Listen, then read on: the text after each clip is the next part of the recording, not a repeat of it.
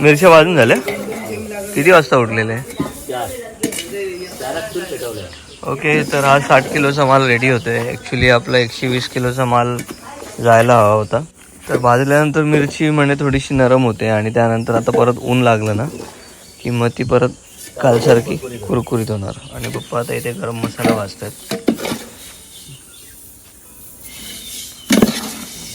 भाजण्याचं काम पप्पांचं आहे आणि सॉर्ट करून देण्याचं काम आमच्या आऊसाहेबांचं.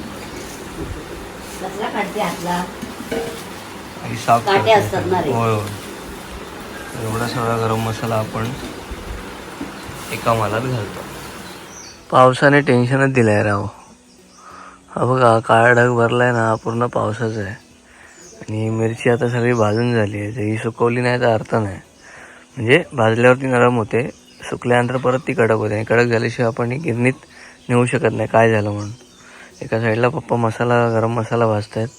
कुठेच ऊन नाही, सगळं काळोख करून ठेवलं आहे पावसाने. आता मला टेन्शन यायला लागलं आहे. सो खूप टेन्शन होतं, काय करणार, पाऊस येणार नाही येणार. पण फायनली निमारीला. आणि आता आपला जो आजचा स्लॉट आहे 60 किलोचा तो रेडी होईल. ऊन लागलं की लगेच आता कुरकुरीत होतील, कारण ऑलरेडी आपण 2 ते 3 उन्हं दाखवली त्या मिरचीला. फक्त यावेळी आपल्याला जरा ही पटना तिखट मिळाली. प्रत्येक मिरचीत थोडा फरक असतो, पण आपण आपल्या मसाल्यात कधीच चवीत फरक नाही केला आहे, बघूनच घेतो मिरची. यावेळी फक्त ही जरा मी तिखट घेतली यासाठी, कारण मला बघायचं होतं थोडं अजून स्पाइसनेस वाटलं तर काय होऊ शकतं. सो आत्ता ज्यांना म्हणजे 600च्या आधीचे जेवढे ऑर्डर नंबर आहेत तेवढ्यांना हा मसाला जाणार आहे. 600च्या नंतर जेवढे आहेत तेवढ्यांना उद्याच्या स्लॉटमधला माल मिळेल.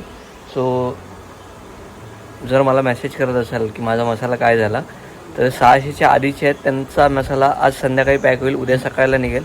म्हणजे कधी वार, उद्या शुक्रवार.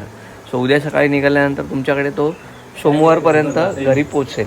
आणि उद्या जर माल बनला तर तो माल तुम्हाला मंगळवारपर्यंत पोचेल, जे 600पासून ऑर्डर नंबर आहेत त्यांना. सो 657 लास्ट ऑर्डर नंबर होता वाटतं माझ्या माहितीप्रमाणे. त्याच्या पुढची ऑर्डर मी अजून लिहिली नाही. बऱ्याच जणांनी पैसे पाठवून ठेवलेत.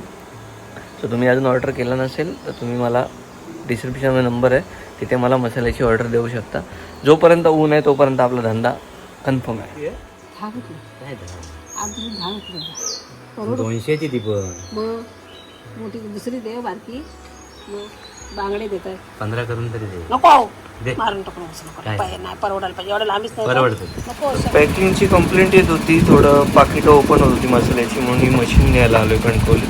लास्ट टाईम आपण काटा पण इथूनच घेतलेला आणि आता ही मशीन काहीतरी फ्री आहे त्याच्यावर. तुम्हाला मसाला कुटायला आलं. हा सगळा रस्ता गेला आचरा मालवण साईडला, हा रस्ता गेला कणकवलीला.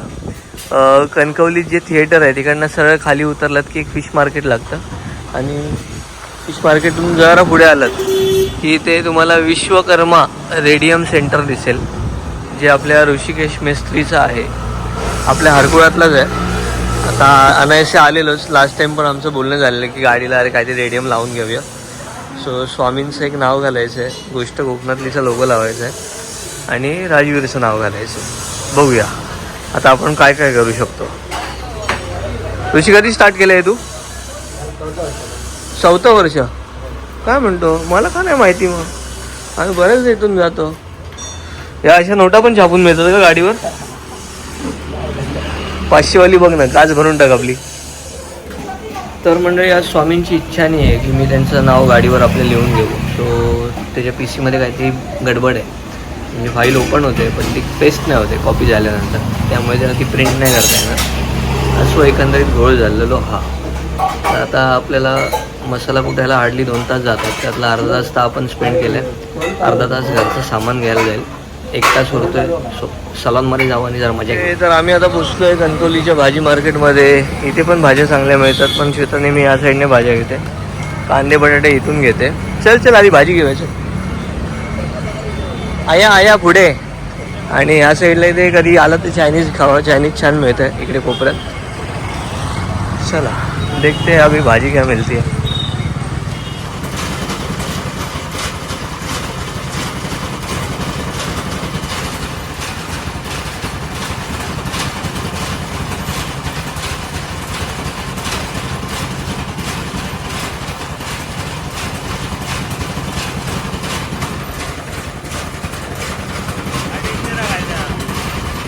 भारी आहे कायदा.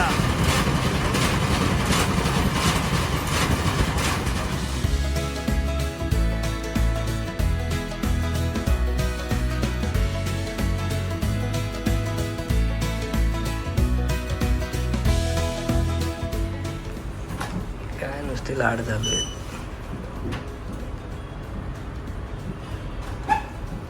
स्ट्रॉंग हा स्ट्रॉंग एकदम गच्चवाली मालिश.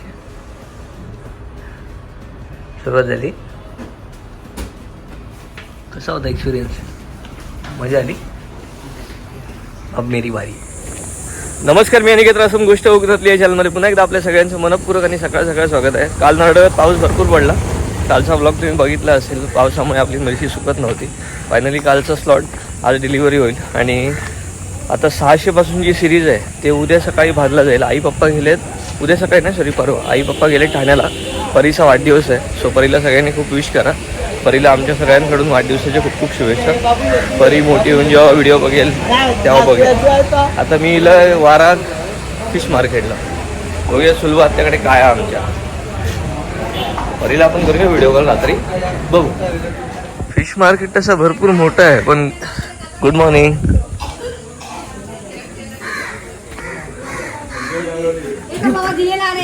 डिमांड फक्त सुलभ आत्याकडेच. काय रे एवढी काय भडकली काय रे? काका काय गोव्याला गेलेले की काय? काका शर्ट काय गोव्यावरून आणलास? हा सुपर 200 रुपयात का भारी. तू सुपरच आहेस. ताजे बांगडा तुमका ते पसून देणार नाही. हे बघा हे बघा ताजा बांगडा. हा ताजा बांगडा 2 3 4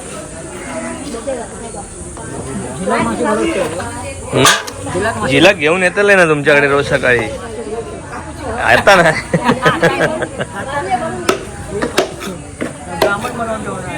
तर सुरुवातीकडून मी 2 पापलेटचे हे घेतले.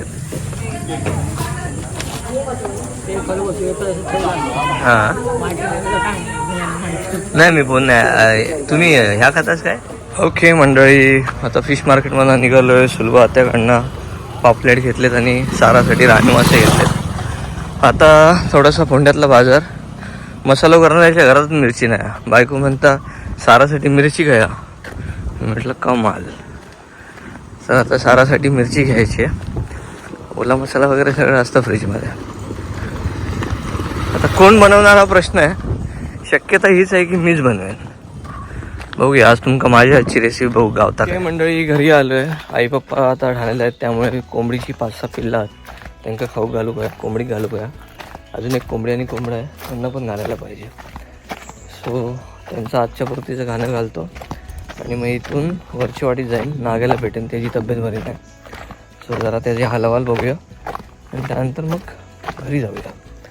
मासे आता मीच बनवणार आहे पण वेळ जाईल. लेट होईल मला खूप.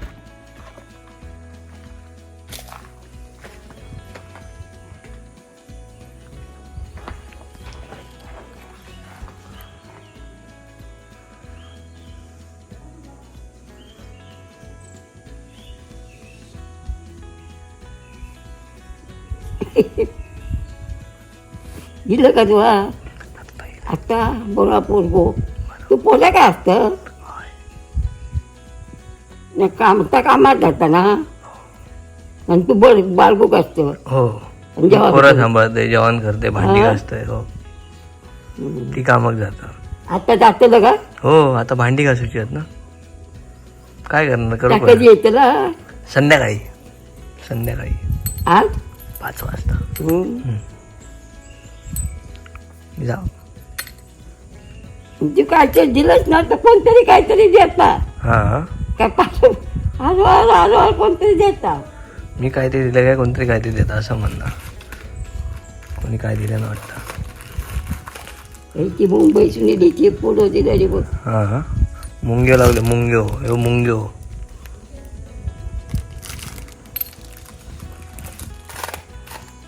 चल कोपरा.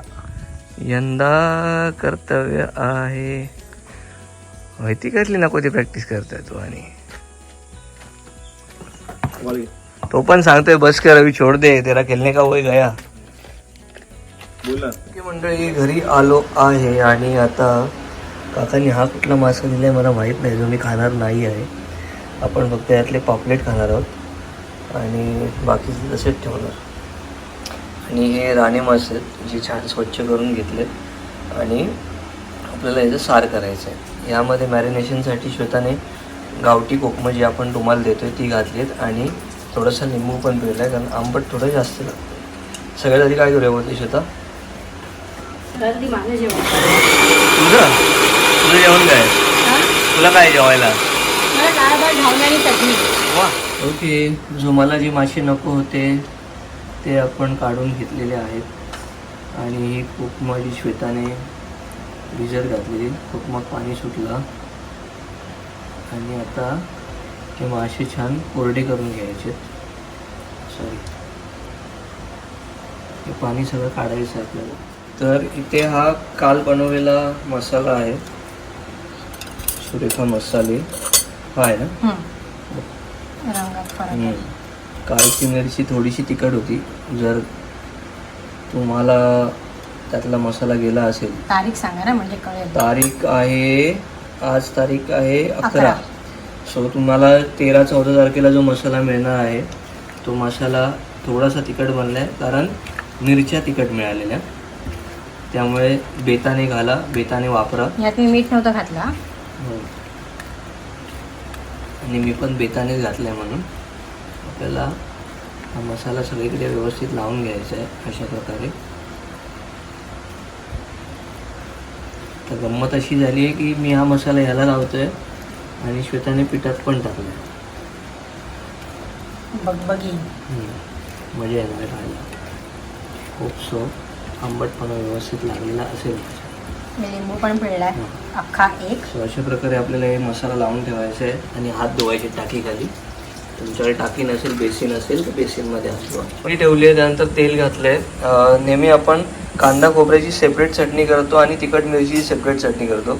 आज काहीतरी युनिक करायचं होतं म्हणून खोबरं आणि मिरची एकत्र केलं आहे. त्यामध्ये धने घातलेत, बडीशेप घातलेत आणि आलं लसूण घातलेत आणि आपल्याला कढीपत्ता घातला आहे आणि बेडगी मिरची आहे. संकेश्वरी मिरची आहे, इथे शक्यतो मिळत नाही. तुमच्याकडे मिळत असेल तर संकेश्वरी मिरची वापरा. सो आता तेल गरम झालं की तेलात आपण मिरचीची फोडणी देणार आहोत. त्याला धर जरा असं. ओके, कढीपत्ता केव्हा घालणार? तर कढीपत्ता राहिलो, सॉरी. सो फोडणीला थोडासा कढीपत्ता तेल टाकू दे, गॅस फास्ट करायचं ना. काय मग तेल जरा टाकू दे, फडफडायला पाहिजे असं. फडफडायला पाहिजे, उडायला पाहिजे असं तोंडावर. उडायला पाहिजे. काय तोंड तुझा आपण खरं म्हणतो तोंडावर.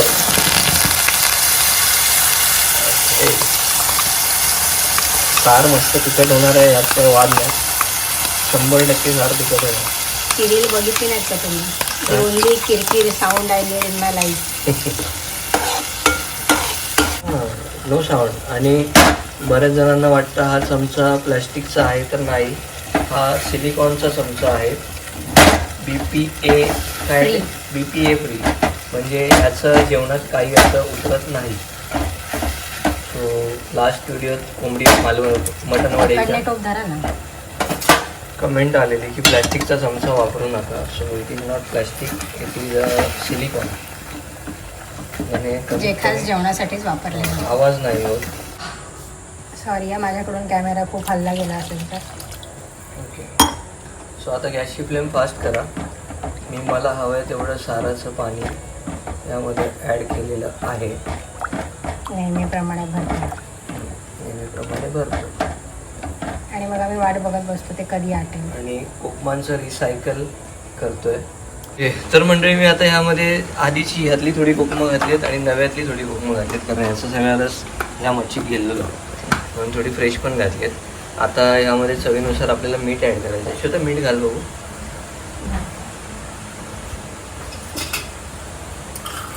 ओके, हां घाल ना. आणि घाल बस.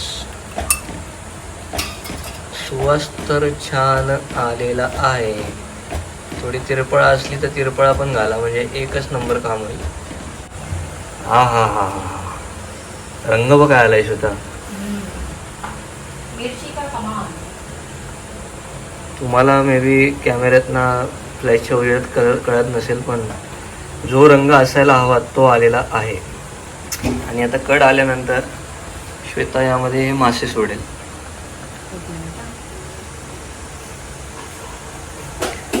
सोड गो बायो राणी माशांका. मासे धुवून घेतले मी.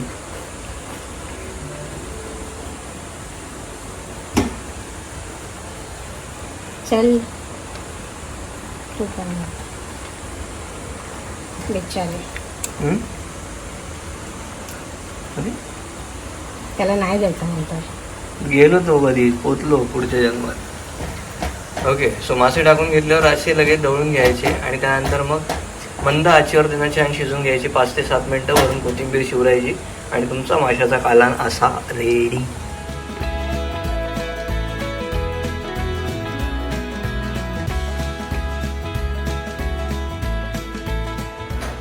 ओके, सो आता हे आपण सगळे पीस तळणार आहोत. हे पीठ आहे ज्यामध्ये तांदळाचं पीठ आणि मसाला घातला आहे. हे घ्यायचे हां हे घ्यायचे. सो आपल्याला छान पिठामध्ये असं अलटीपलटी करत राहायचं आहे जोपर्यंत पीठ चांगलं कोट नाही करत त्या माशाला.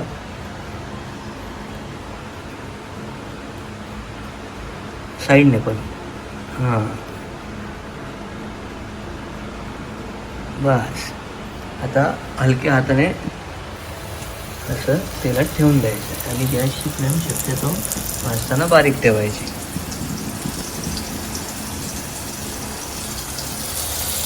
ओके,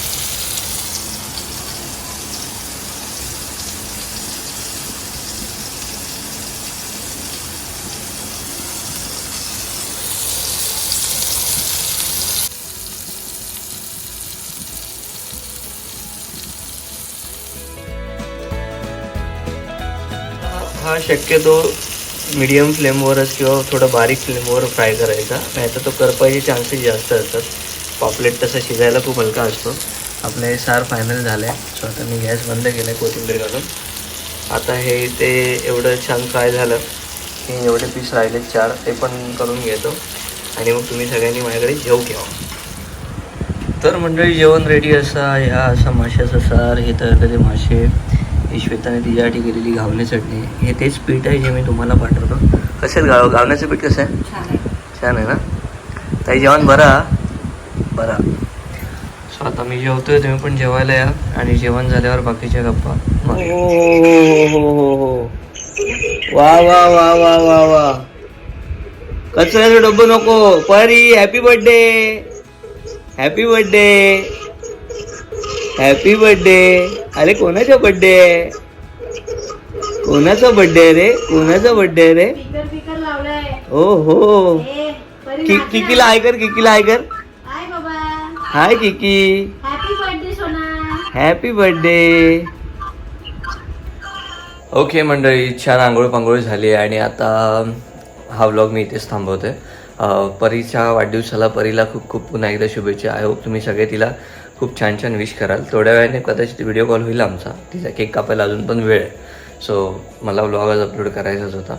बाकी आई पप्पा उद्या रात्री बसतील. परवा सकाळी आले की परवाचा स्लॉट परवाच भाजणार आणि परवाच देणार, कारण मग सोमवारी गिरण बंद असते. सो उद्या मी गेल्यावर मिरची वगैरे सुकत घालून ठेवेन, म्हणजे परवाला आपला माल रेडी होईल. मिरची सुकत ठेवली आणि 1-2 दिवस गेले की ती पुन्हा एकदा नरम होते, कितीही छान बांधून ठेवलात तरी.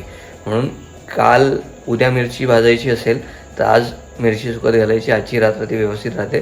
दुसऱ्या दिवशी भाजल्यावर पुन्हा एकदा ती सुकत घालायची आणि लगेच बांधून कुटायला घेऊन जायची, तरच मसाल्याची पावडर चांगली बनते. नाहीतर मसाल्यामध्ये कृमी व्हायचे चान्सेस असतात. आपण प्रत्येक वेळी क्वालिटी मेंटेन ठेवतो आहे. तुम्ही जो ठेवणीचा मसाला विश्वासाने घेत आहे त्या विश्वासाला कुठे तडा जाऊ नये म्हणून कदाचित थोडंसं आम्हाला लेट होतं आहे. ज्यांनी मला पेमेंट पाठवलं नाही, ज्यांना मी सांगितलं आहे, आज तारीख आहे 11 एप्रिल. सो त्यांना मी सांगितलं की ह्या आठवड्यात मसाला येईल. त्यांचा मसाला या आठवड्यात नाही येऊ शकत. पावसामुळे खूप लेट झालं आहे, ऊन व्यवस्थित पडत नव्हतं, त्यामुळे मिरची सुकली नव्हती आणि आई पप्पांना जायचं होतं, त्यामुळे मला पण त्यांना अडवता नाही आलं, कारण आम्हाला तर जाता येत नाही, कमीत कमी ते तरी जाऊ दे. मसाल्याला अतिशय उत्तम प्रतिसाद दिला यावर्षी. आत्तापर्यंत किती किलो गेला आहे हे मी लवकरच व्हिडिओत सांगेन. 200 किलो मसाल्याचे पैसे ऑलरेडी माझ्याकडे आलेले आहेत. म्हणजे याच्या आधीचं झालं आहे सगळं.